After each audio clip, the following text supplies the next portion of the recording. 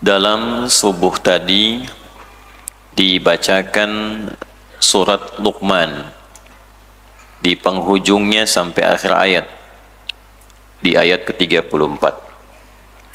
Kesimpulan cepatnya, ada 3 poin pokok yang penting kita dalami.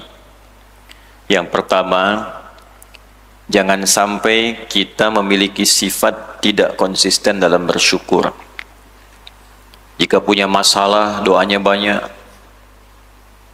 Adik-adik mau kuliah, tahajud malam. Setelah lulus, nggak tahajud lagi.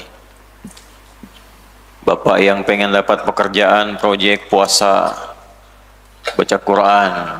Setelah diterima kerja, lupa puasa, lupa nyimpan mushaf. Ibu-ibu demikian pula. Banyak sholat, banyak puasa dengan harapan-harapan tertentu. Setelah dikabulkan lupa. Bahkan muqtasid katanya, cukup terkabul saja, setelah itu selesai. Nah, maka orang-orang beriman itu konsisten dalam imannya. Selalu berusaha meningkatkan iman di setiap kesempatan sampai tiba waktu kita untuk pulang. Sikap kedua, jangan terlalu terpedaya dengan dunia, karena yang kita kejar itu di dunia pasti ditinggalkan. Pada akhirnya kita pulang. Jangan sampai persiapan kita untuk pulang lebih sedikit dibandingkan dengan pekerjaan keras kita demi tempat transit. Lupa tenaga dikeluarkan, pikiran untuk mengejar dunia. Rumah bagus, tidak apa-apa. Kendaraan mewah, tidak apa-apa. Baju bagus, baik. Tapi semua itu akan ditinggalkan. Nah, pertanyaan besarnya di makna dalam ayat tadi adalah, di ayat 33 khususnya, nanti untuk pulang rumahnya bagaimana? Bagaimana bekalnya? Persiapannya bagaimana?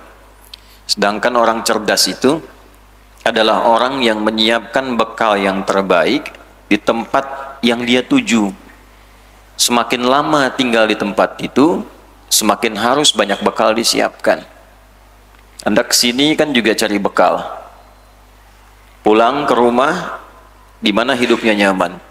Nah, sekarang yang kita cari kadang berangkat gelap, pulang gelap, berjibaku dengan kemacetan, kelelahan, semua ditinggalkan. Kembali ke tempat baru, abadi di situ. Nah, di tempat yang abadi itu bekalnya bagaimana? Tidak harus meninggalkan dunia, karena konsep dalam Islam itu seimbang.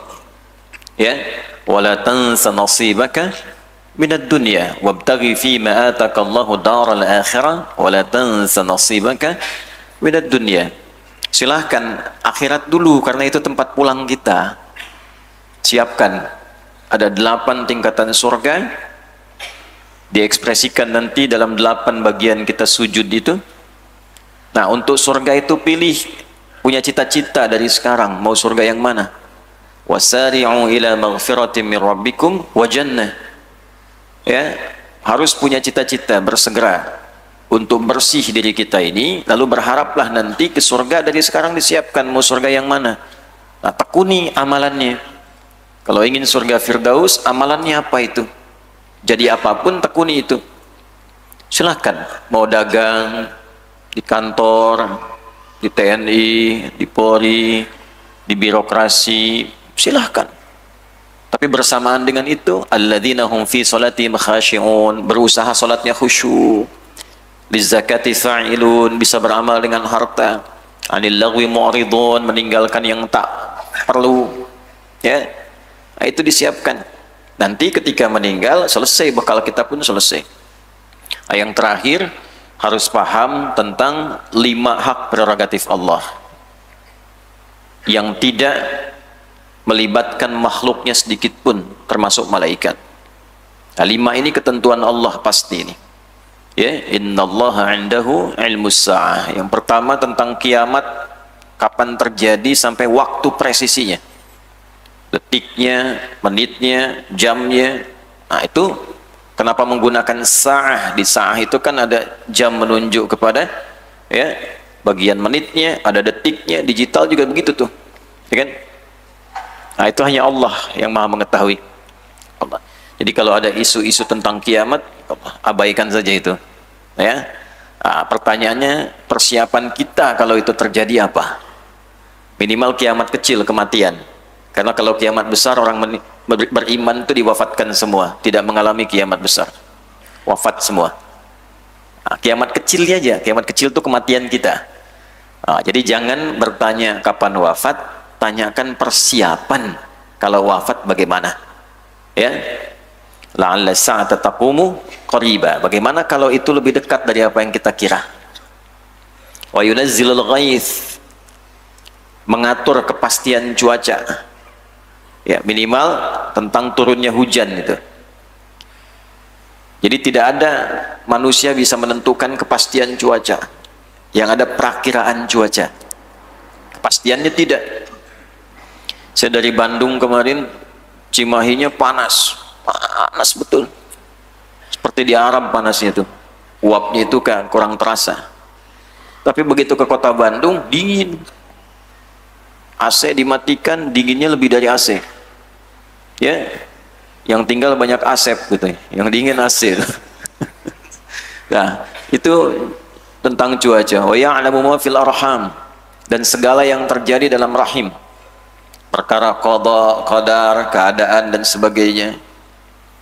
Kemudian wa ma tadri nafsum madza taksibu ghadan, apa yang akan terjadi kemudian, 1 menit kemudian, 2 menit kemudian, 1 detik kemudian, apalagi besok, apalagi sampai nanti.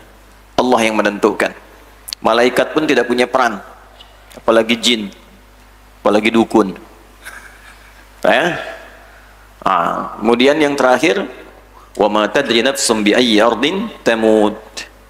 Tidak bisa kita kemudian menentukan di mana kita akan wafat. Berharap-harap wafat di tanah suci, ternyata meninggal di Tanah Abang, ya, bisa terjadi, ya. Nah, pada yang 5 ini, disitulah fungsi doa diperbanyak. Ikhtiar dengan apa yang kita kerjakan, tapi tawakal diperbanyak pada yang 5 ini, diisi dengan doa. Ya, ibu tidak tahu yang dikandung itu bagaimana masa depannya, qadarnya seperti apa, doa. Maka muncul ayat-ayat doa tentang keadaan dalam rahim, ya. La in ataitana salihah lanakunanna minasyakirin. Contoh Quran surah ke-7 ayat 189. Falamma taghasyaha hamalat hamlan khafifa famarrat bi. Tatkala seorang ibu mengandung kandungan ringan, berangsur sampai kandungan itu berat menjelang kelahiran. Falamma athqalat da'awallaha rabbahuma la in ataitana salihah lanakunanna minasyakirin. Ketika semakin berat kandungan, roh sudah ditiupkan, usia 4 bulan itu sudah menyatu. Nah, perbanyak doa supaya minta lahir anak yang saleh. Saleh menggabungkan 4 kebaikan. Kebaikan fisik, supaya ahsanut takwimnya pun baik, bukan hanya saat lahir tapi saat tumbuh berkembang, itu thayyib. Kebaikan sifat namanya khair. Kebaikan perilaku namanya ma'ruf. Kebaikan perilaku yang diniatkan karena Allah namanya ihsan. Ketika thayyib, khair, ma'ruf, ihsan berkumpul 4-nya menjadi saleh. Nanti ada plusnya, ketika salah kembali soleh. Nah, dasarnya 5 ini soleh. Tapi kadang kan orang bukan hanya soleh, seringkali salah.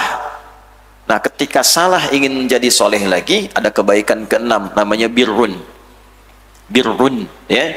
Jadi begitu kita ingin jadi baik, tidak baiknya dibuang, salahnya dibuang, kembali soleh, sehingga sifat birrun itu melekat pada diri kita, mengembalikan fungsi tubuh jadi baik. Maka ketika melekat pada tubuh namanya mabrur. Nah, kenapa orang haji sifatnya disebut mabrur? Karena haji yang berhasil itu haji yang merubah perilaku orang tersebut dari sebelum haji, setelah haji menjadi lebih baik. Kalau dipertahankan kebaikan setelah haji itu sampai dia meninggal, maka surga menantinya. Karena selesai dosanya, salahnya dibuang, baiknya dipertahankan. Itu yang dimaksud laisa lahul jaza illal jannah. Nah, sebelum itu dilakukan, kita harus perdalam banyak ilmu Supaya menikmati Islam itu dengan ilmu. Kalau ilmunya kita dapatkan dengan baik, maka insya Allah berislamnya pun akan nikmat, akan baik, dan insya Allah tenang dan damai kehidupan kita sampai pulang. Nah, untuk belajar ilmu itu, diantara ilmu tertingginya ada adab. Para ulama merangkum adab itu dalam kitab-kitab mereka, dan hari ini kita tampilkan dan melanjutkan kajian kita insya Allah dalam kitab Adabul Alim wal Muta'allim karya Hadratus Syekh Muhammad Hashim bin Ash'ari. Kita bermohon pada Allah Subhanahu wa taala semoga apa yang akan kita pelajari menambah cahaya untuk beliau di alam kuburnya, memberkahi keluarga beliau, dan menyertakan kita dalam kebaikan-kebaikan itu. Halaman 25 melanjutkan dari pertemuan lalu. Bagi yang sudah ada kitabnya bisa langsung tersambung, yang belum bisa menyimak ya. Bismillahirrahmanirrahim. Melanjutkan di pertemuan lalu pada bab kedua, topik kedua tentang 12 adab yang harus dimiliki oleh penuntut ilmu dan dikuatkan pada dirinya sebelum ia menjalani perjalanan intelektualnya. Istilah kerennya begitu. Hadirkan dulu 12 sifat ini, tulis satu-satu, checklist ya.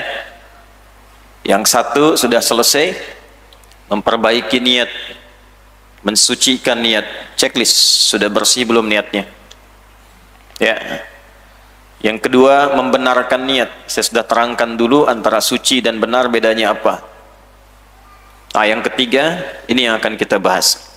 Setiap kita bahas, tulis 1, 2, nanti checklist. Dalam sebulan kan kita ketemu insya Allah sebulan sekali. Coba praktekkan dalam sebulan. Bukan hanya di kajian ini, kajian ustadz-ustadz lain. Niatnya sudah bersih belum?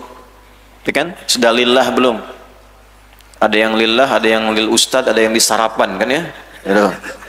Nah, coba di checklist satu-satu itu. Gak apa-apa sambil berlatih. Imam Al-Ghazali dulu awal belajarnya kan juga lidunya itu, lidunya yusibuha, karena ayah meninggal, kemudian kebutuhan makanannya tidak terpenuhi, dititipkan di tempat belajar khusus, yang penting niatnya bisa makan. Nah, setelah berjalan baru sadar, ini kok saya agak lambat dapat ilmunya ini, ya kan? Kan kaidahnya sederhana itu. Waktu Imam Syafi'i mengadukan kurang bagusnya hafalan beliau pada gurunya Imam Waqi', ya, syakautu waqi'an an su'i hifdhi fanasahani an atrukal ma'asi. Aku mengadukan kurang bagusnya hafalanku pada guruku Imam Waqi'. Lalu beliau menasihati aku untuk meninggalkan maksiat. Maksiat bagaimana dikerjakan Imam Syafi'i itu? Ya. Ah, tapi ternyata kecil, ada maksiat fisik ini. Maksiat pikiran, maksiat hati. Ya. Maksiat itu dari kata seakar dengan kata asa, ya. Asa itu asalnya tongkat. Tongkat itu menyangga bagi bagian tubuh yang lemah. Jadi ada yang lemah di hatinya tuh. Kalau semakin lemah, semakin hilang, jadi kriminal. Ya? Ah, kalau sedang lemah, kuatkan lagi. Di antara kelemahan itu apa? Bagian hati, goyangnya niat. Nah, niat itu nanti dipengaruhi oleh dua. Satu takwa, yang kedua nafsu, fujur. Wa nafsin wa ma sawaha fa'alhamaha fujuraha wa taqwa. Asy-Syams ya, ayat 7 sampai 10. Nanti mana yang dominan? Kalau takwanya dominan, niatnya bagus. Nah, karena itu ibadah melatih kita meningkatkan takwa supaya niatnya bagus. Nah, itulah sebabnya kenapa dalam setiap ibadah ada niat, untuk membedakan ibadah dengan rutinitas, lalu melatih takwa ini supaya muncul. Nah, itu diantara tujuannya. Karena itu sering kita temukan dalam ibadah itu ada iman, ada takwa, ada ibadah. Misal takwa pertama Al-Baqarah ayat 2, imannya ayat 3 plus ibadahnya. Dzalikal kitabu la raiba fi hudal lil muttaqin. Siapa muttaqin, orang takwa itu? Ayat 3, alladzina yu'minuna bil ghaibi. Ibadahnya wa yuqimunas shalah. Puasa, ya ayyuhalladzina amanu. Ibadahnya kutiba alaikumus syiyam kama kutiba alal ladzina min qablikum. Takwanya la'allakum tattaqun. Haji, Al-hajju ashhurum ma'lumat, ibadahnya. Faman farada fihinnal hajja fala rafatha wala fusuqa wala jidala fil hajj wa ma taf'alu min khairi ya'lamuhu Allah wa tazawwadu fa inna khairaz zadit taqwa. Ketemu tuh. Nah, makanya di situ dicek mana yang dominan. Kalau dominan yang fujurnya, nanti terganggu takwanya. Nah, kalau takwa itu terganggu, cahaya ilmu tidak masuk ke dalam jiwa. Ilmu tertinggi itu ya Bapak Ibu, nanti tolong dicek anaknya juga yang belajar. Masuknya ke sini, ke qalbu. Ya. Jadi ilmu itu nanti ada yang masuk baru di lisan di sini. Ya. Biasanya tembus. Nah, ini kuping kanan keluar kiri itu. Terus banyak bicara tapi isinya kosong. Ya, tong kosong nyaring bunyinya gitu. Nah, itu banyak sekali. Ya. Kemudian yang kedua masuknya hanya ke sini. Jadi pandai berdebat. Ya. Pandai berdebat, pandai berdiskusi, pandai berargumen. Belum masuk ke sini. Nah, kalau sudah masuk ke dalam jiwa, insaf, bersih, jadi cahaya membimbing seluruh anggota tubuh. Nanti dikopi sama iman dalam qalbunya. Iman itu ditembuskan nanti ke semua bagian tubuh untuk membimbing tubuh bersikap. Kalau ilmu masuk ke jiwa, imannya bergerak kayak sinyal tuh. Sinyalnya kuat, terpancar ke mata. Mata melihat, dibimbing oleh iman dan takwanya. Maka turun ayat qul lil mu'minina yaghuddu min absarihim. Imannya dulu. Quran surah 24 tuh ayat 30. Katakan pada pria-pria beriman, iman memandang matanya untuk melihat. Yang tak baik menurut imannya dia palingkan. Ah, demikian dari mata turun ke lisan, ya ayyuhalladzina amanu la yasar qaumin qaum. Hai orang-orang beriman, imannya naik dulu ke lisannya, baru dibimbing katakan yang baik-baik. Jangan katakan yang buruk, jangan saling mencela. Man kana yu'minu billahi wal yaumil akhir falyaqul khaira au liyasmut. Nah, jangan cuma pandai dihafalkan hadis, itu baru sampai sini. Yang sudah dihafal itu tembus gak ke lisan ke sini? Nah, kalau belum tembus, belum sampai ke sini. Nah, berarti ada kondisi hati niat yang belum benar. Perbaiki. Maka kata Imam Waqi', al-ilmu nurun wa nurullahi la yunzalu ilal 'asi aw kama qala. Ilmu itu cahaya, dan cahaya Allah tidak akan diturunkan sepanjang ada maksiat. Ya, jadi bentuk cahayanya tidak masuk ke kalbu. Kalau ke sini bisa masuk. Ya, bahkan yang belum punya iman pun, ya, yang belum punya iman, yang belum berislam bisa pintar, tapi hanya sampai sini. Tidak sampai sini. Ya, al-ilmu nurun. Jadi ada dua pemahamannya. Nurun cahaya, yang kedua nurun menurun. Turun, ya. Ilmunya turun tuh karena banyak maksiat. Nah itu ya, maka yang ketiga kita sambungkan sekarang ini. Tadi Imam Al-Ghazali nyambung, saya sempurnakan ketika beliau menyadari, setelah itu dirubah niatnya.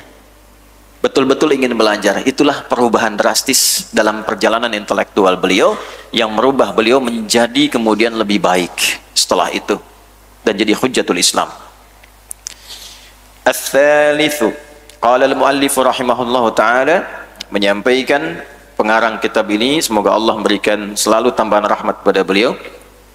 Ats-tsalitsu, yang ketiga, an yubadira bitahsilil ilmi syababahu wa awqata amrihi. Hendaklah penuntut ilmu itu selalu berupaya menyegerakan diri untuk mengumpulkan pengetahuan syababahu, khususnya di waktu mudanya, wa awqata umrihi, ataupun memanfaatkan sisa-sisa usianya. Nah, ini paham ini supaya tidak salah kesimpulan, saya sudah tak muda lagi nih ya. Nah, masih ada sisa usia kan. Nah, ini menunjukkan bahwa menambah pengetahuan tanpa batas. Ya, sahabat Nabi kan banyak yang sepuh-sepuh Pak. Nah, ini yang senior-senior, coba keluarkan tuh sahabat-sahabat Nabi yang senior, bagaimana semangat mereka mengumpulkan ilmu. Apalagi yang muda-muda. Baik ya? Jadi kalau kita ingin maksimalkan di bab itu gini, di bab ilmu itu bisa ada ilmu, ada adab, ada sirah. Ya? Jadi Anda mau belajar apa nih? Di posisi apa? Misal ini ada anak-anak yang muda nih, belajarnya mau apa? Keluarkan bab ilmunya. Untuk mendapatkan ilmu itu adabnya bagaimana? Lalu contoh sahabat Nabi di usia seperti Anda yang belajar untuk mendapatkan ilmu seperti itu. Dilihat. Sampai kebiasaan mereka juga, sholatnya bagaimana, ikhtiar mendapat ilmunya bagaimana. Demikian sesuai dengan perkembangan usia itu sampai ke atasnya. Nah, hanya kenapa didahulukan syabab? Ada dua di sini. Ya, satu karena Syekh Muhammad bin Hashim ini ahli hadis, mendahulukan lafaz dalam hadis. Yang kedua nanti makna, ya, dari makna hadis itu. Nah, hadisnya di sini tidak tercantum. Karena cukup kalau menulis itu dicukupkan pada makna, boleh dilakukan. Tapi untuk menguatkan kita yang belajar, kita cantumkan hadisnya. Nanti silahkan dicari satu di Mustadraknya Al-Hakim An-Naisaburi. Ya, Imam Al-Hakim An-Naisaburi punya kitab Al-Mustadrak. Mustadrak itu yang disusulkan. Imam Al-Bukhari menulis kitab Jami' As-Sahih. Beliau meninggal. Lalu dirapikan lagi, dan yang belum dikumpulkan oleh Imam Al-Bukhari sesuai syarat-syaratnya itu datang muridnya Imam Muslim. Ditambahkan di kitabnya Sahih Muslim. Nah, Imam Muslim kan meninggal juga. Nggak semua bisa terkumpulkan kan? Bagaimana mengumpulkan lagi hadis-hadis yang lain yang belum dicantumkan Imam Al-Bukhari, belum dimasukkan oleh Imam Muslim, tapi sesuai syarat keduanya. Mereka bikin syarat yang ketat supaya terpastikan sahih itu, ya kan? Maka datanglah kemudian Imam Hakim Naisaburi dari Naisapur, melihat syarat-syarat itu, berdasarkan syarat itu dikumpulkanlah hadis-hadis, disusulkan pada keduanya. Bahasa Arabnya disusulkan, namanya Mustadrak. Maka kitabnya diberi nama Al-Mustadrak. Nomor hadis 7846. 7846. Dalam kitab Syu'abul Iman karya Imam Al-Baihaqi. Imam Al-Baihaqi diantaranya punya kitab Syu'abul Iman. Nomor hadis 10248. Ya, 10248. Rawinya nanti tersambung kepada sahabat junior. Nah, ini ada adik-adik yang kecil-kecil tuh, ya. Ada anak kecil, saking kecilnya belum remaja dia, ya. Itu dibawa, ditempatkan oleh bapaknya. Bapaknya itu radhiyallahu ta'ala anhu, beliau pedagang, sibuk. Tapi dalam kesibukannya, beliau masih sempat di waktu-waktu senggang seperti kita akhir pekan nih ngaji. Sehingga nanti Nabi wafat itu, beliau juga itu dalam keadaan sudah bisa menghafal 200 hadis. Oh, paman Nabi namanya Sayyidina Abbas radhiyallahu ta'ala anhu. Paman Nabi, pedagang, kaya, sibuk, masih bisa ngaji, hafal 200 hadis. Ini pebisnis nih. Paman Nabi bukan, kerabat Nabi bukan, sesibuk apa tuh? Ya, sampai ngaji pun belum sempat misalnya. Tapi cita-cita masuk surga bersama Nabi gitu kan. Nah, itu. Nah, coba bekalnya apa tuh? Bekalnya apa? Nah, jadi beliau berpikir.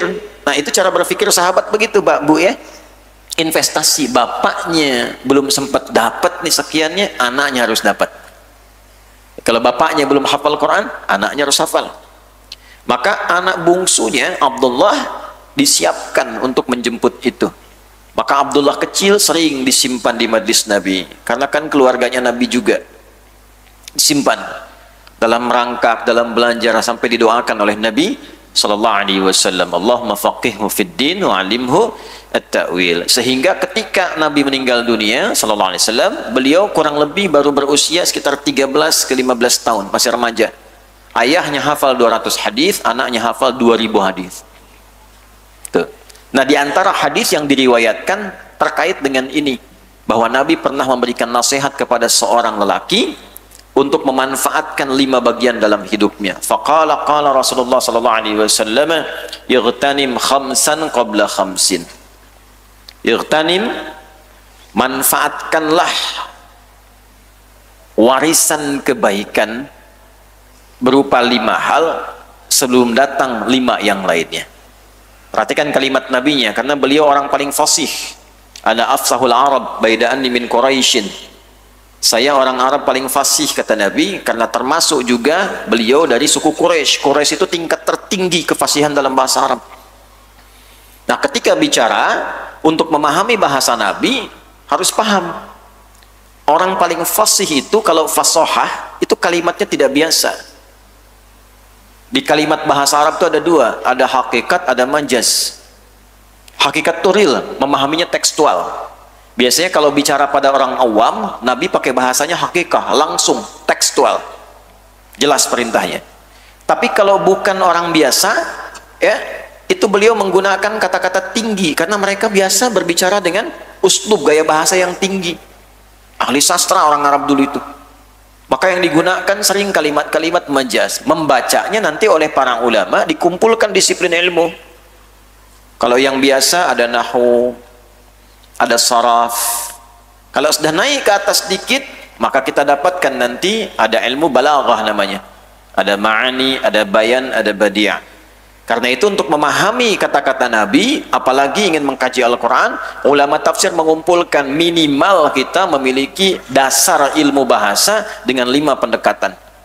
Jadi sebelum ngaji yang fikihnya, usul fikihnya, ya kan? Ilmu-ilmu terapan yang lain, yang pertama itu bahasa dulu. Nah, kalau orang awam nggak akan, kadang-kadang nggak sampai ke situ. Wah, jurusan bahasa kok mengkaji Quran? Nah, itu belum paham. Karena para ulama itu kalau mau memahami tafsir, yang pertama belajar tuh bahasa dulu. Imam Syafi'i itu berapa puluh tahun belajar bahasa Arab tuh, sampai ke kampung-kampung Arab. Untuk paham apa? 5. 1. Matnul lughah, analisis teks bahasa. Yang kedua nahwu, ketiga saraf, keempat ma'ani, kelima bayan. Nanti ada 2 tambahan, yaitu badi', yang ketujuh arud. Ya, baru nanti yang lain melengkapi, ada adab tambahan. Dalam adab ini turunannya nanti ada syair, ada qasidah. Itu turunan. Nah, apa pentingnya ini? Supaya kita paham kenapa menggunakan kata irtanim, bukan istafid. Istafid khamsan qabla khamsin, bisa kan?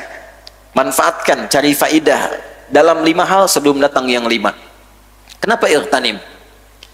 Irtanim itu kan fi'il amr, kata perintah, seakar dengan kata ghanimah. Apa ghanimah itu? Ghanimah itu harta paling berharga yang ditinggalkan. Bahkan kalau warisan, sisa harta terbaiknya itu untuk dibagi, itu ghanimah tuh. Ya, makanya dulu kita anak pesantren, kalau makan-makan di dapur masih ada sisa tuh ya, yang enak-enak, ada ghanimah ya. Apalagi dulu pas hari Selasa tuh bagian ayam. Ada Kang Ikhwan tahu tuh. Ada ayam, oh itu diburu tuh. Orang langsung baru selesai sholat, langsung breng, dunia pesantren ke tempat makan. Biasanya capruk, kecap kerupuk, Selasa daging. Banyak. Nanti udah selesai semua, datang kita, alhamdulillah ada ghanimah nih. Nah, irtanim, manfaatkan, ada ghanimah, ada warisan 5 yang istimewa. Buru ini khamsan qabla khamsin, sebelum datang yang 5. Jadi ada 5 istimewa.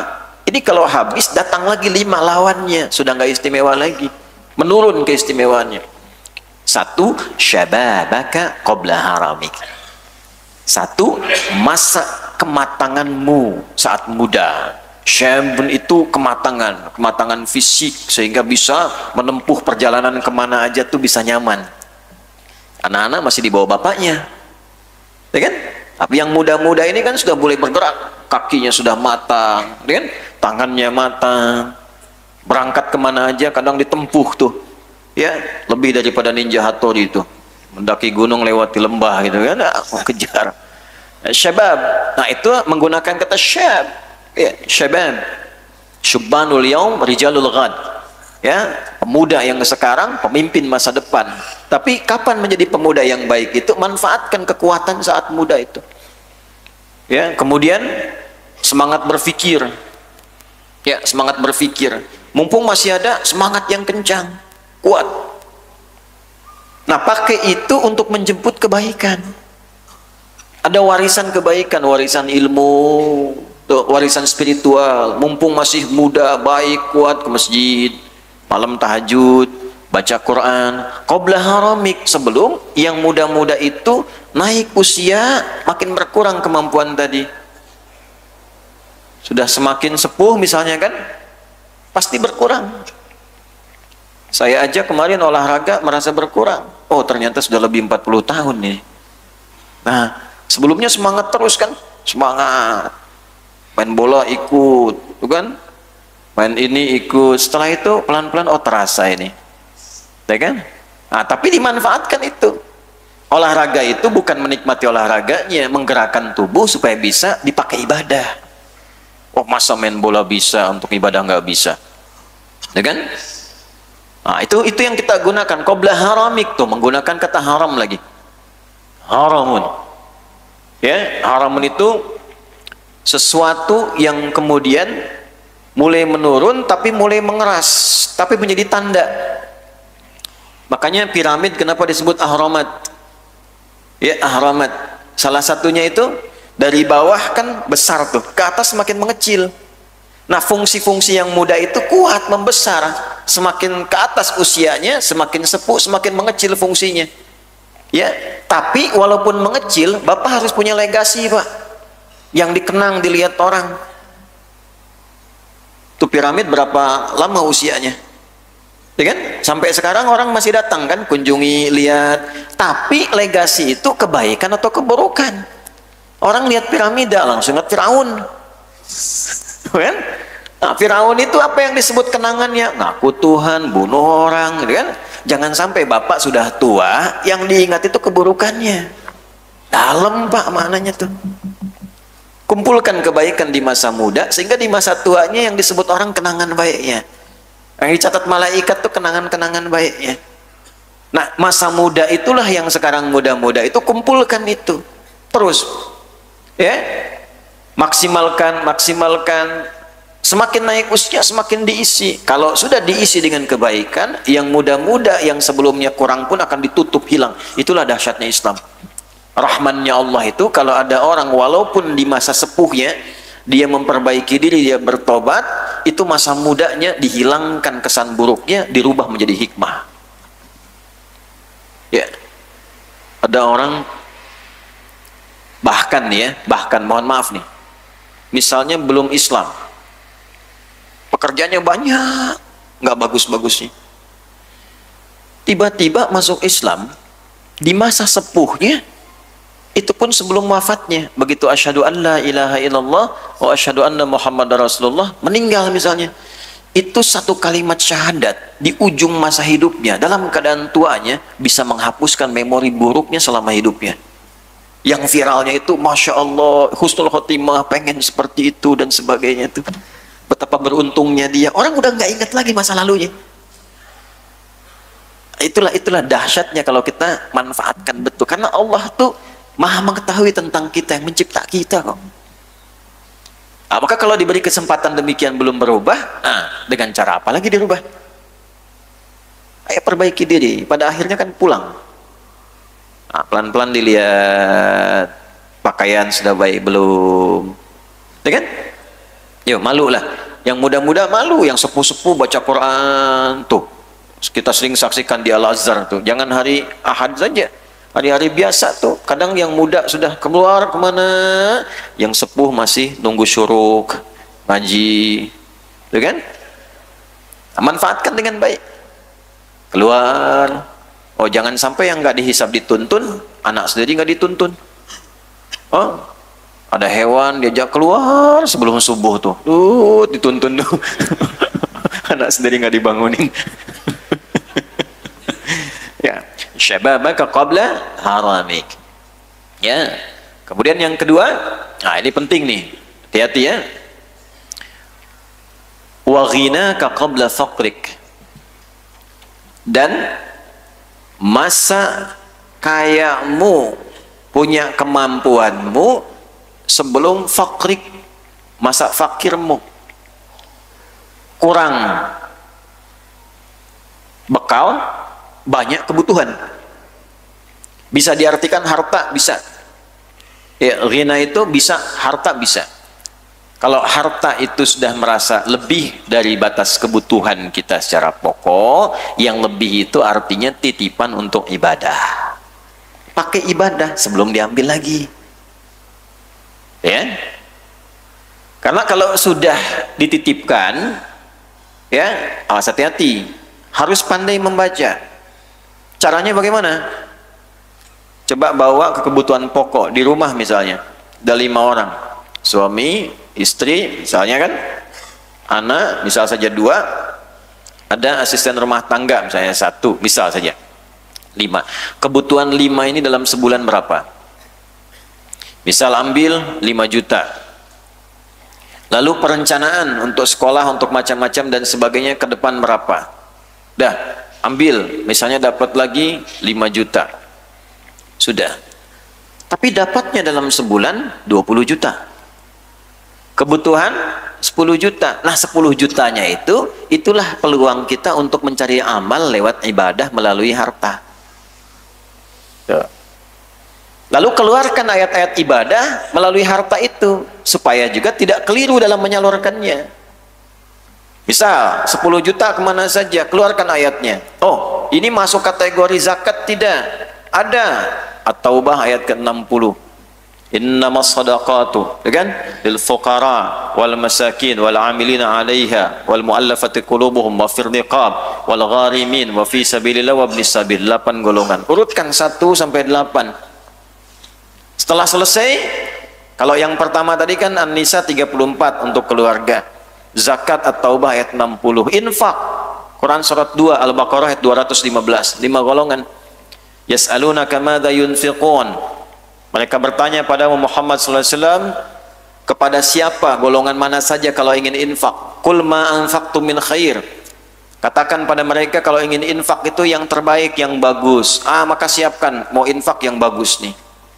Jangan lecek the kill of the kumel dikasih orang. Lihat aja nggak senang. Wala tayammamul khabitha minhu tunfiqun walastum biakhidhihi illa an tughmidu fi. Jangan sampai engkau nggak suka lihat aja, udah nggak senang lihat dikasih orang. Tapi tak harus dibayangkan uang. Beli makanan, beli pakaian. Jangan sampai yang dikasih orang pakaian lusuh, kita nggak enak, kasih orang aja. Tata. Nah, siapa yang harus dikasih? 5 golongan. Ini yang utama nih, sebelum infak umum, 5 dulu. Lil walidain, orang tua nggak boleh dizakati. Infak, ya, di nafkah ada untuk orang tua, infak. Yang masih ada orang tuanya tuh, ya. Wal aqrabin, kerabat terdekat, kakak, adik, kerabat-kerabat, bisa diartikan tetangga-tetangga dekat, ya. Kemudian siapa lagi? Wal yatama, anak-anak yatim. Kan? Siapa lagi? 4, wal masakin, orang yang berusaha kerja tapi belum terpenuhi kebutuhannya. Itu diapresiasi oleh Allah, dapat zakat, dapat infak karena masih berusaha kerja. Ya. Dapat. Mau beli ini, pengen seperti orang ke mall, belum ada. Ke warung belum ada, kerja ada. Orang cuma menyebut rojali itu, ya. Rombongan jarang beli, kan? Tapi keinginan ada, usaha banyak gitu. Dengan rohana katanya kan, ya, rombongan hanya nanya-nanya gitu kan. Apa?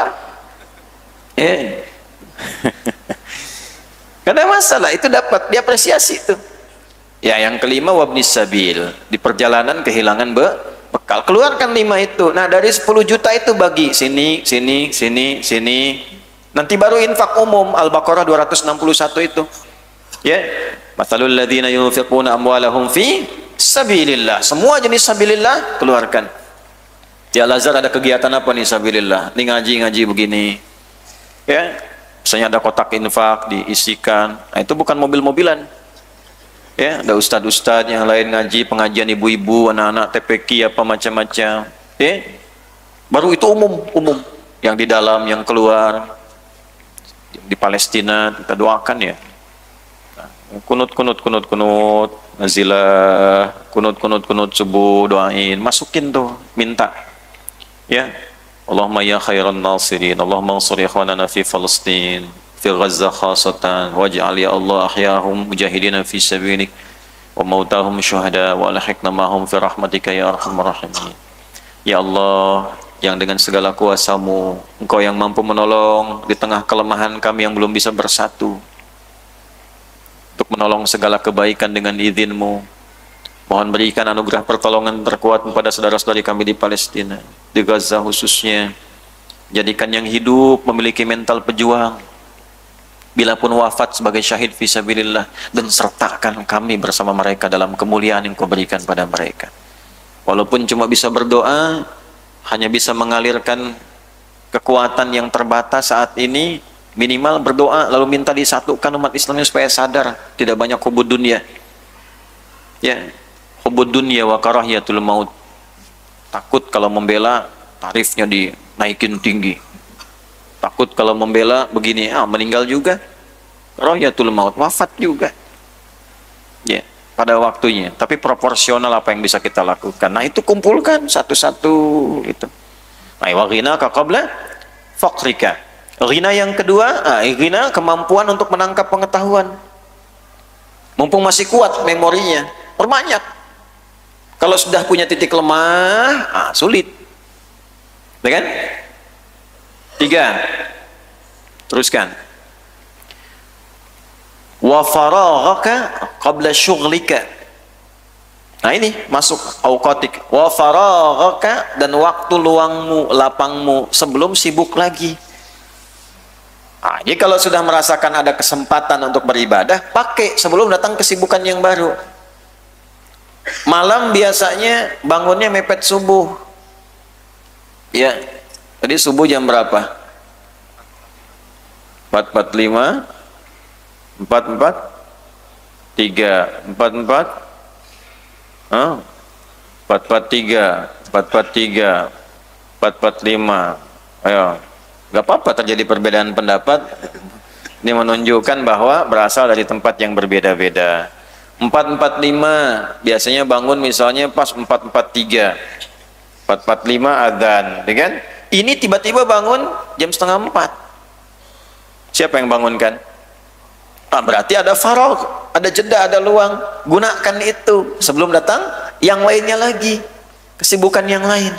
Jadi kalau nggak dimanfaatkan, nanti datang yang lainnya yang mengisi ruang-ruang itu. Datang kantuk lagi, tidur lagi, ya kan? Sama dalam berbagai kesempatan ada peluang apa yang sifatnya itu lenggang, lapang bagi kita mengerjakan satu hal, jangan dipakai pada yang nggak bermanfaat. Lamun aja. Ya, madza ta'lamun? Apa yang kau lamunkan? Ya, itu isi, jangan banyak berkhayal, nggak ada manfaatnya. Lebih baik lakukan, ya, lebih baik apa? Kerjakan. Wah, nanti kalau saya insya Allah hafal Quran nih, wah saya akan begini. Nah, mumpung sudah punya harapan itu, cepat menghafal. Ya, jangan salah kesimpulan. Di dunia pekerjaan juga begitu. Proyeknya belum dapat, sudah dipikirin untungnya. Nanti kalau proyek ini berhasil, Ustadz, ini ada bagian nanti insya Allah buat mensejahterakan masjid, buat ini, buat itu. Dibikin rencana distribusi keuntungan. Proyeknya belum dijalani. Udah, yang pekerjaan jalani dulu. Sebelum datang kesibukan yang lain nanti. Datang beberapa hal yang lain yang berpengaruh pada kemampuan kita mendapatkan manfaat. 4. Wasihhataka qabla saqamik. Masa sehatmu sebelum datang masa sakitmu. Sakit itu ada 3, jarang diungkap nih. Ada daun, ada maradun, ada saqamun. Da itu sakit fisik. Sakit fisik, obatnya dawa. Likulli da'in dawaun. Setiap penyakit fisik ada obatnya. Ilal maut, kecuali kematian. Makanya para dokter ya, nih para dokter yang hadir, itu harus berusaha inovasi terus, kreativitas bangun. Riset, perbanyak riset, riset, riset, riset. Kalau ada penyakit ini cari, karena kaidahnya jelas, setiap penyakit fisik ada obatnya. Tapi jangan jahat juga. Apa bentuk jahatnya itu? Meriset sesuatu, menemukan obat untuk memunculkan penyakit. Itu sakit. Sakit itu. Riset, meriset ini, oh ini penawar ini, dari penyakit ini. Jadi penyakitnya itu dimunculkan setelah dibuat penawarnya. Supaya apa? Ketika penyakitnya disebar, obatnya cuma ada di sini. Wah, itu dosanya, dosa tingkat tinggi itu. Ya, dosa bergunung, dosa berlipat gitu. Ya, karena dia menyiapkan sesuatu hanya untuk menyebabkan kemafsadatan. Mencari keuntungan dunia itu. Yang sengaja bikin antivirus supaya nyebarkan virusnya. Hati-hati itu. Itu sudah dapat itu disebarkan. Enak aja datang ke tempat negara lain buat diuji-uji. Di tempat dia sendiri nggak pernah diuji. Datang ke negara-negara yang fakir, yang berkembang, ke Afrika, ke sini, diuji-uji. Di tempat dia nggak pernah diuji. Di tempat orang diujinya. Ntar kalau berhasil ujian itu dia jualan. Itu dosa tuh. Dosa. Nah, saya kalau ini ketat karena ini mohon maaf ya, kemaslahatan banyak. Farmasi-farmasi jangan begitu juga. Dokter-dokter tuh hati-hati. Di hadapan Allah bertanggung jawab loh. Karena itu profesi dokter itu masuk dalam 1/5 maqasid syariah. Hifdun nafsi, menjaga jiwa, menjaga fisik. Menyalahi itu bahaya itu. Kalau yang muslim-muslim ya hati-hati, yang muslim-muslim ini. Ya. Jangan sampai nanti, ya nggak apa-apa farmasi membuat obat-obat bagus, nggak apa-apa. Tapi jangan sampai dibikin supaya untung, ya memperberat pasien. Hati-hati. Hanya dengan kompensasi, oh keluar Stadium General, dikasih ini, kasih itu, balik. Ya, supaya tidak langsung transfer tuh dikasih keluar, kasih oleh-oleh macam-macam. Tapi jaminannya apa? Obatnya harus diresepin terus. Padahal bisa yang murah-murah pakai itu. Padahal bisa yang langsung sembuh dikasih ketergantungan, dosa banyak itu. Karena yang harusnya sehat dibikin sakam, dibikin sakit, bahaya, nggak boleh. Yang muslim, yang muslim, yang muslim. Ya, karena itu dihisab di hadapan Allah Subhanahu wa Ta'ala. Karena kerja kita pakai iman, imannya aktif. Kecuali imannya tidak aktif, kerjanya pakai pikiran. Selanjutnya apa? Ada marad.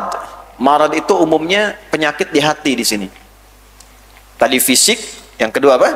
Di hati, di jiwa. Fi qulubihim marad. Bukan fi qulubihim da, fi qulubihim marad. Penyakitnya hati. Iri, nggak ada iri mata kan? Irinya iri hati. Ria, sum'ah, pengen banyak didengar. Itu penyakit hati. Nifaq, penyakit hati. Nah, ini lebih berbahaya dibandingkan penyakit fisik. Kalau penyakit fisik belum tentu tembus ke hati. Sakit, jiwanya sehat, masih mau sholat, baca Quran, masih jujur. Kalau ini sakit, tembus semua ke sini keluar. Rianya di sini, tapi pamernya di sini. Ya, pamernya di sini. Pamernya di sini, status bikin. Ya. Alhamdulillah ya, yang dulu biasanya jalan kaki, sekarang Allah sudah kirimkan mercy. Gitu. Itu kecil-kecil penyakit. Kalau ada penyakit naktah sauda di hadis Muslim, tutup. Nah, cahaya itu ketika mau dipantulkan ketutup begini nih. Ya, tuh. Mau diminum susah, dimasukin apapun susah karena ketutup. Nah, ini yang nutup, ini penyakit hati, ini bahaya. Bahaya, apalagi nifak, paling tertinggi nifak. Ya, orangnya munafik. Nah, kalau nifak itu sudah bahaya. Munafik itu penyakit paling parah. Kalaupun ibadah, ibadahnya untuk memenuhi nifaknya. Gitu. Jadi bukan memenuhi kebutuhan jiwanya, memenuhi kebutuhan nafsunya, penyakitnya itu. Ya, karena itu di Quran surat 4 ayat 142 itu kan. Ya, innal munafiqina yukhadi'unallaha fa huwa khadi'uhum wa idza qamu ila sholati qamu kusala. Sudah kusala yuraunan nas wala yadhkurunallaha illa qalila. Jadi Anda bayangkan ibadah pun dipakai motif untuk mencitrakan keadaan hatinya yang tak baik. Ibadah dibawa ke urusan dunia. Ya bahasa kitanya pencitraan lah sekarang itu kan. bawa. Tapi bahasa Qurannya apa? Dia menipu dirinya sendiri. Jadi ibadah pun jadi beban untuknya. Kalaupun harus ibadah, itu dilakukan untuk memenuhi kebutuhan nafsunya saja. Bahkan yang paling parah nanti, keyakinannya pun dipertaruhkan untuk memenuhi hasrat nafsunya. Mengaku Islam tapi masih menjelek-jelekan orang Islam. Mengolok-olok isi Al-Quran. Nah itu biasanya yang seperti itu, jaminan Qurannya masuk neraka duluan bahkan dibanding orang kafir. Duluan itu. Itu ada di An-Nisa ayat 140. Quran surat 4 ayat 140. Wa qad nazzala 'alaikum fil kitabi an idza sami'tum ayatillahi yukfaru biha wa yustahza'u biha fala taqudu ma'ahum hatta yakhudu fi haditsin ghairi innakum idzam mithluhum innallaha jami'ul munafiqina wal kafirina fi jahannam jami'a. Telah tetap ketentuan dalam Al-Quran, kalau ada orang mengingkari isi Quran atau mengolok-olok perilaku beragama. Ini ayat berbicara tentang sifat nifak. Yang bahayanya nifak itu berlaku pada siapa? Kadang orang yang mengaku Islam sendiri. Makanya kalau ada orang mengaku Muslim, gelar apapun, dia berbicara tentang ayat tapi dibelok-belokin. Atau mengolok-olok pada syariat yang sudah benar. Perempuan ngolok-ngolok jilbab, laki-laki ngolok-ngolok macam-macam, atau ayat diputar-putar, dipotong-potong sesuai selera. Hebatnya gini, hebatnya Quran, perhatikan baik-baik ya. Fala taqudu ma'hum. Quran katakan jangan celak mereka. Itu indahnya Quran itu, akhlaknya luar biasa. Saya cari-cari kenapa kalimatnya tidak mencela. Oh karena memang kaidahnya begitu, jangan mencela yang sudah tercela. Buang-buang kosakata, dibuang-buang energi. Ya. Dan yang kedua, orang nifak itu sudah kebal celaan. Karena memang mereka disiapkan untuk dicela. Makanya kalaupun tampil di TV, kalau dia misalnya tampil dimanapun, kalau dicela dia senang itu. Ya. Menaikkan follower, menaikkan viewers itu. Karena memang disiapkan untuk dicela. Makanya jangan mencela yang sudah tercela. Gampangnya apa? Fala taqudu ma'hum. Jangan disertai programnya. Udah tinggalin aja, cuekin aja. Nanti kalau dicuekin, nggak disaksikan, ratingnya turun, nggak dipanggil lagi. Kalau ngisi acara, nggak usah datang, jangan diikutin. Innakum idzam mithluhum. Kalau dipaksakan ikut, nanti ke bawah-bawah. Minimal kita merasa dia benar. Kenapa? Selain dipersiapkan kuat untuk dicela, dilatih retorika supaya pandai mengemas kata. Ditemukan di mana itu? Di Al-Baqarah ayat berapa? 204. Sampai berapa? 206. Wa minan nasi may yu'jibuka qawluhu fil hayatid dunya wa yushhidullaha ala ma fi qalbihi wa huwa aladul khisam. Anda akan temukan nanti orang yang pandai retorika. Kata-katanya menarik. Gitu. Bahkan kadang bawa-bawa nama Allah, bawa-bawa ayat. Tapi ada racun dalam hatinya. Itu musuh yang paling berbahaya. Bahaya itu. Ya, itu enggak hitam putih lagi. Bu-abu. Ada racunnya, Bu. Jadi kata-katanya seperti madu, Bu, tapi isinya racun. Ibu pilih tuh, mau di madu apa di racun? Nah, itu bahaya ya, bahaya. Jelas?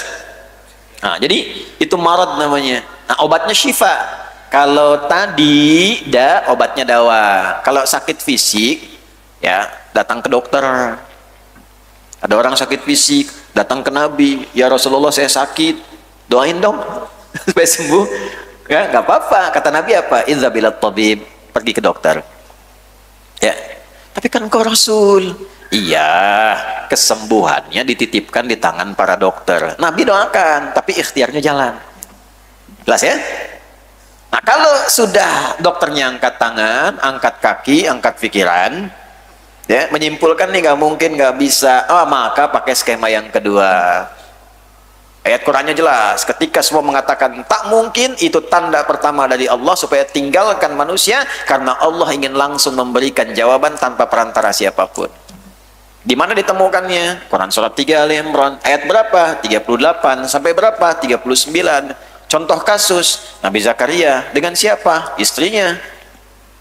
Ya, Elias Sobat, dikenal dengan Elizabeth, dikenal secara medis, viral, tak mungkin punya keturunan. Maaf, karena divonis monofos juga mandul, susah, sulit. Orang mengatakan gak mungkin, sementara beliau berharap ada generasi yang mampu meneruskan risalah. Maka beliau berkata, solat, dalam solatnya beliau menyampaikan, hunalika da'a Zakaria rabbah, qala rabbi habli min ladunka dzurriyyatan thayyibah. Cari nama al-asmaul husna sesuai kebutuhan. Ya Allah, habli, wahab, sifat wahab, yang maha memberi tanpa batas. Orang membatasi aku, sekarang aku minta padamu yang punya pemberian tanpa batasan. Orang mengatakan aku tak mungkin punya keturunan, aku minta darimu saja, bukan yang lain. Engkau pasti mendengar doaku.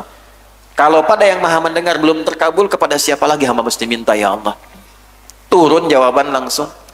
Fanadatul malaikatu wa huwa qaimu yusalli fil mihrab. Nah, ikhtiarnya, tarekahnya, sholat.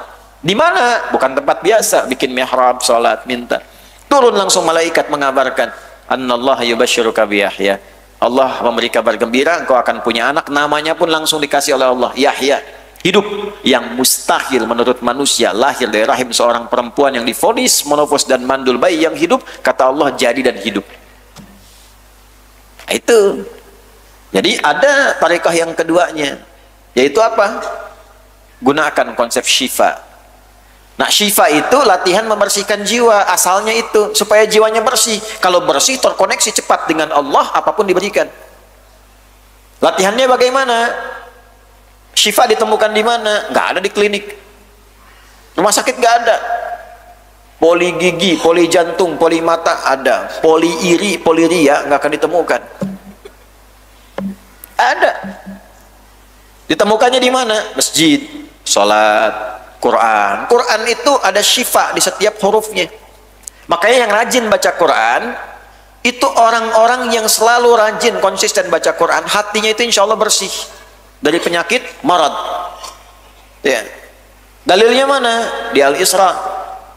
Ayat berapa? 82. Wa nunazzilu minal Qur'ani ma huwa syifaa'un wa rahmatul lil mu'minin. Diturunkan di ayat-ayat Quran itu ada rahmat, ada syifa. Jadi kalau ngaji, walaupun namanya Bu Syifa, nggak pernah ngaji, nah, repot. Nah, tapi kalau kita ngaji, bersih hati, enak, tenang, gitu, lembut. Ya. Nah, yang ketiga baru sakam penyakitnya, sakamun. Sakam itu biasanya menurunnya kesehatan yang disertai dengan penyesalan. Ya, waktu sehat jarang ke masjid, begitu sakit baru pikir, ya Allah, kenapa dulu saya nggak berangkat? Ya kan? Punya kemampuan, harta banyak, sehat, nggak pernah mau haji, nggak pernah berusaha untuk berangkat. Begitu sudah sakit, harta ada, baru nyesal, ya Allah, kenapa dulu saya nggak lakukan itu? Nah, gunakan sehatmu untuk beramal baik sebelum kau sakit, terus menyesal. Ya, ini berbeda. Awas, kenapa kalimatnya sakam? Karena ada orang walaupun sakit tetap dia beribadah. Itu. Dulu ada ibu tuh, Bu, mak izin Bu ya, maaf, di satu kota daerah, di desa lah, bukan kota daerah, Insya Allah. Dalam sakitnya pun masih kalau dengar pengajian pengen berangkat. Bu, tuh kali divonis sudah pendengaran kurang, gigi sudah mulai satu-satu gitu, tanggal, ada diabetes akut dan sebagainya, lemah, udah nggak bisa jalan. Dengar tiba-tiba informasi ada pengajian, minta digendong sama suaminya, pengen datang. Yang penting ada di situ. Itu dalam sakitnya pun masih pengen hadir. Itu bukan sakom namanya. Ya, ini apa yang terjadi? Dimuliakan oleh Allah. Satu kali tiba-tiba sembuh. Itu kalau sudah begitu, anak juga dapat barokahnya, Bu. Anaknya sampai izin cuti dulu kuliah, merasa supaya uang dari orang tua untuk support kuliahnya dipakai untuk ibu dulu supaya sehat. Satu kali sedang di rumah, tiba-tiba ibu itu bangun, sadar, ini kisah nyata. Bangun, sadar, ganti baju, bagus, terus ngajak suami sama anak ke ruang tengah duduk. Bingung suami anak juga. Sehat gitu cara. Suami minta duduk sampingnya, pegang tangannya, anak minta bikinkan susu katanya, pengen susu. Udah diminum, minta bacakan Quran, baca Quran. Anaknya baca Quran, suami masih heran dipegang tangan tuh. Baca Quran, meninggal dalam keadaan genggam suami dan diiringi bacaan Quran pada anak yang telah disusuinya dan telah dibimbing untuk bisa baca Quran itu. Nah, coba nanti gimana itu kita tuh? Orang tua tuh, kalau nggak investasi pada anaknya, jangan sampai yang mandikan orang lain, yang nyolatkan anak nggak punya kemampuan nyolatkan. Saya pernah sedih sekali baru pulang dari Tripoli itu sedih. Di satu tempat di kota ada orang meninggal, anaknya sampai nyewa orang untuk sekedar nyolatkan. Sayang bapak ibu keluar uang begitu banyak dan sebagainya, tapi lemah.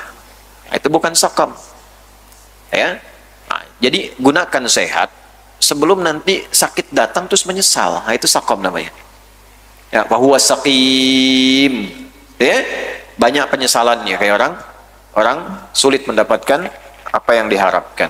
Yang kelima, wa hayataka qabla mautik, ini umum. Hidupmu sebelum wafatmu. Dah jangan terpedaya dunia, kembali ke ayat tadi itu. Gak apa-apa dunia, ayo maksimalkan untuk mensupport akhirat. Jangan terpedaya. Cukupnya aja. Ya, minta sama Allah boleh untuk kepentingan ibadah. Saya berdoa, bangun pesantren minta, ya Allah, ini wakaf ya Allah. Ini wakaf milikmu. Tunjukkan pada manusia kalau milikmu itu ya megah, milikmu itu baik. Beri kemampuan kami menjaga. Uang nggak punya Pak, tapi setiap ada kebutuhan bayar sampai sekarang alhamdulillah nggak pernah nunggak jadi itu. Cukup besar biayanya. Saya minta bangun sekaligus, jangan satu-satu, milik Allah kok, nggak mungkin Allah nggak kasih itu. Terus pegang niat itu dengan benar, jangan cari-cari dunia. Bangun satu kantor, udah bangun. Orang banyak taunya kantor kiai punya ustadz, bukan, itu udah wakaf. Wakaf, isi-isinya wakaf. Kursi apa ini, kamera itu wakaf, ini wakaf loh. Dia apa dipakai buat apa? Bukan buat cari uang, enggak. Wakaf itu ibadah. Kirim siswa keluar. Kalau buka kita beasiswa itu bukan untuk kita. Tanya yang kami kirimkan, pernah nggak diminta uang? Dah ada. Untuk balik lagi. Jadi kalau saya meninggal ada yang teruskan. Ngaji lagi, anak-anak belajar begitu. Sekolah kita bangun tuh, ya supaya apa? Terjaga hukum-hukum Allah. Itu jaga selama hidup. Antum punya peran yang saling melengkapi. Nggak harus semua jadi ustadz. Oh kalau semua jadi ustadz, siapa yang jualan, siapa yang dagang? Ya semua. Ayo yang belajar serius, niatkan ibadah mumpung masih hidup. Kalau sudah meninggal nanti menyesalnya banyak. Fa asaddaqakum nasali, ya Allah sebentar aja supaya bisa hidup lagi, pengen beramal, nggak bisa diakhirkan, nggak bisa dimajukan. Ya, kau yang memulai, kau yang akhir. Gitu. Ya, yo. Nah di sini ini jeniusnya ini Mbah Hashim di sini. Kenapa digunakan syab? Karena kaitan dengan adab menuntut ilmu dan auqat faragh. Mumpung masih kuat, walaupun nanti usia sudah tidak muda lagi, tapi masih ada waktu, pakai. Yang muda semangat pakai fisiknya untuk belajar dengan baik. Yang merasa sudah senior, gunakan sisa waktunya untuk memperbaiki diri lewat ilmu. Ini jelas ya? Jadi dari 5 diambil berapa? 2. Nah, jadi referensi hadis yang sudah saya sampaikan, ditinggal digunakan. Ini saya sedikit sempurnakan, setelah itu kita bisa akhiri ya. Wala yaghtarru bi khida'it taswif wa ta'mil. Dan jangan sampai tertipu, terpedaya oleh banyaknya angan-angan. Anak-anak muda jangan banyak melamun. Kreatif, berpikir yang keras, ya. Ayo, masaknya ini katanya ingin Indonesia emas 2045. 20 tahun lagi. Awas tuh. Emas tuh nanti ada emas murni. 4 karat, 22 karat, jangan sampai justru karatan. Bonus demografi di horor demografi nanti. Jangan banyak-banyak yang nggak jelas. Apa itu konten-konten TikTok nggak jelas, ini nggak jelas. Di Cina aja, di Tiongkok yang bikin kontennya itu edukasi, motivasi, Saya lihat kemarin anak SD kecil-kecil, mereka liburannya bikin roket dari air, dibimbing gurunya, terus terbang roketnya tuh 2 lagi, ya, yang nyambung tipenya tuh, lepas satu naik satu lagi dari air itu. Terus mereka publish di motivasi lewat TikTok yang mereka bikin. Kok tiba-tiba TikTok nyampe ke Bekasi, nggak jelas kontennya, joget-joget, masuk lumpur. Itu generasi emas. Gimana ini? Yang muda-muda sekarang, ayo belajar, riset. Kalau jadi Islam tuh pasti pintar, semangat. Coba cek orang jahiliyah masuk Islam, jadi pada pintar. Ya, kenapa yang sekarang modern jadi jahiliyah lagi? Ayo pada pintar. Bukan cuma ngaji di sini, kampus. Kita itu punya semua ayat dan hadisnya. Tentang masuk majlis ilmu, masuk kelas, punya ayatnya, punya hadisnya. Duduk saat pertama, bersikap dengan baik, penampilan paling bagus, dengarkan dengan menyimak, bertanya kalau tak paham. Ini banyak kajian tapi isinya nggak dipakai, kenikmatan hadisnya nggak dirasakan, cuma jadi hafalan. Al-Arba'in 42 hadis, hadis nomor 2. An Abi Hafsan Umar bin Khattab radhiyallahu taala anhu qala bainama nahnu julusun inda Rasulillah sallallahu alaihi wasallam ya itala zata yaumin tara rajulun shadidu bayadi thiyabi shadidu sawadi sa'li la yura alaihi atharu safari fajalasa ila nabi sallallahu alaihi wasallam fastada rukbatayhi li rukbatayhi wa dhaqa fi ala fakhidaihi faqala ya Muhammadun akhbirni anil Islam, sampai ke ujungnya. Bagus, nilai 100, dapat hadiah umrah. Tapi isinya nggak dipakai. Datang seseorang ingin belajar dengan Nabi, penampilannya bagus, bajunya putih bersih, rambutnya tertata rapi, tujuannya jelas untuk belajar. Dia nggak nyambi, nggak mampir-mampir, tak terlihat bekas telah mampir sana sini, fokus ingin belajar. Maka datang ke tempat belajar Nabi, duduk paling depan, sampai hampir lututnya bertemu dengan lutut Nabi, bersikap beradab, tangannya disimpan di pahanya, beradab, bersikap. Bacanya pakai majas, ya. Jadi bukan berarti di sekolah Al-Azhar mulai sekarang jangan pakai bangku karena hadisnya itu nggak ada bangku. Tidak, maksudnya beradab yang bagus. Adab ada, duduk terdepan, duduk paling depan. Ya, kalau ada safnya, ngantuk ditahan paling depan itu. Depan Ustadz. Mau moto nggak enak tuh. Belakang bebas tuh. Mau sandaran, tiduran, ya sini mau sandaran kemana? Paling jelas lagi kan? Paling jelas. Tuh. Kan yang lainnya sesuai tempatnya. Kalau sudah dapat di situ, sama-sama fokus. Ya? Nah, ini kadang ke kampus begitu. Ya, duduk di kelas, bangku deretan belakang. Di dalam kelas penuh dengan obrolan. Ngobrol, titip absen. Tuh kan? Minggu tenang, pinjam catatan teman. Minggunya tenang, orangnya gelisah. Robah, pakai hadisnya.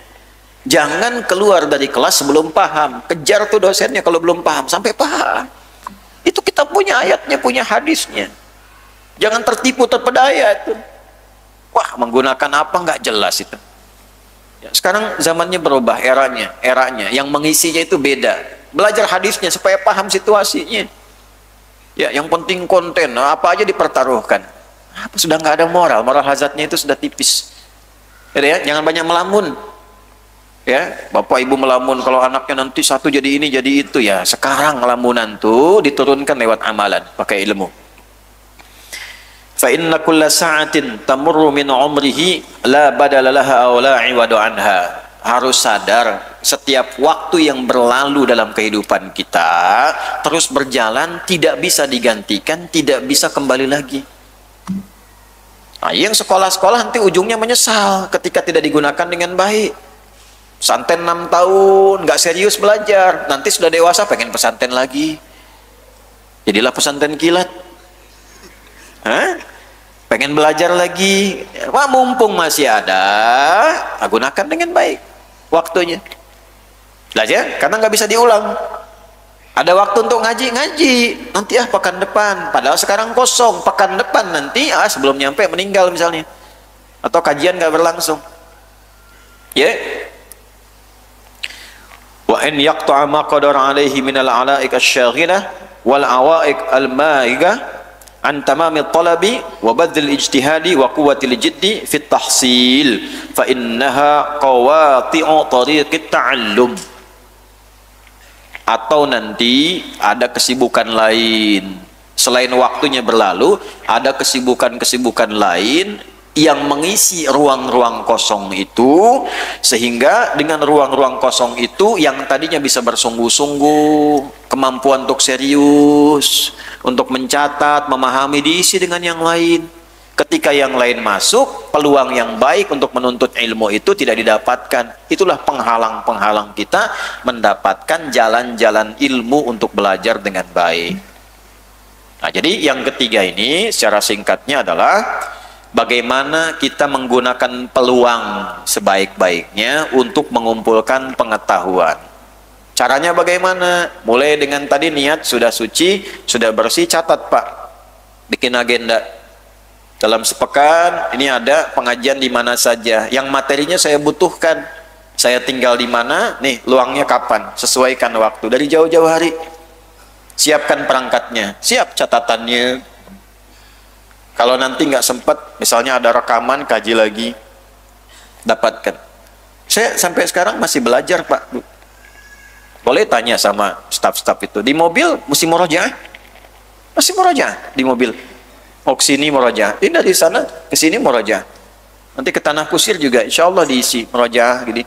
Baca kitab tafsir saya masih baca.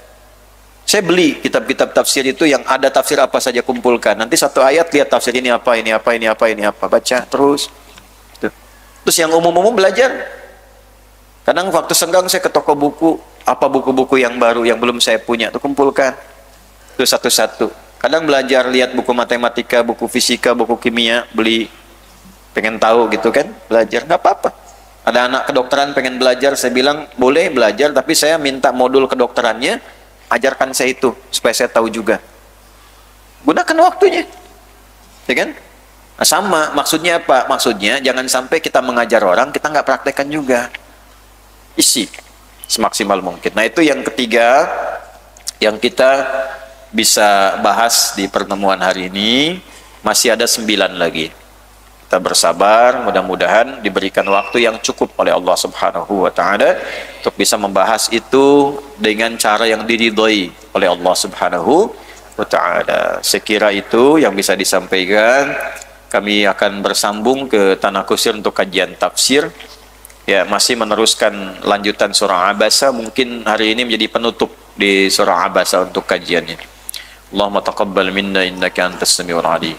تب علينا إنك أنت التواب الرحيم نحمدك حمدا شاكرين كما علمتنا أن نحمدك ونشكرك شكرا كما علمتنا أن نشكرك أنت المقدم وأنت المؤخر بيدك الخير إنك على كل شيء قدير نصلي ونسلم على حبيبك الكريم رسولك المصطفى الأمين سيدنا محمد وعلى آله وصحبه أجمعين اللهم تقبل منا يا الله جميع عملنا الصالح صلواتنا وقيامنا وركوعنا وتعلمنا يا أرحم الراحمين وتمم تقصيرنا يا الله يا رب العالمين يا الله بقوتك يا الله بنصرتك انصر إخوتنا في فلسطين في غزة خاصة اللهم بكل الخير واجعل أحياءهم مجاهدين في سبيلك وموتاهم شهداء والحقنا معهم في رحمتك يا أرحم الراحمين صلى الله على سيدنا محمد وعلى آله وصحبه أجمعين وآخر دعوانا سبحانك اللهم ربنا وبحمدك أشهد أن لا إله إلا أنت نستغفرك ونتوب إليك والحمد لله رب العالمين. Sebelum saya akhiri dengan salam, kalau mau solawat atau membawa orang solawat jangan langsung sebut nama. Sallu ala nabi, ya, sallu ala nabi. Nah itu sebagai bagian dari yang menyempurnakan. Dan dengan itu insya Allah pahala diberikan pada kita 10 kali lipat dan orang yang sholawat pun dapat transferannya untuk kita kebaikan dari apa yang kita sampaikan. Assalamualaikum warahmatullahi wabarakatuh.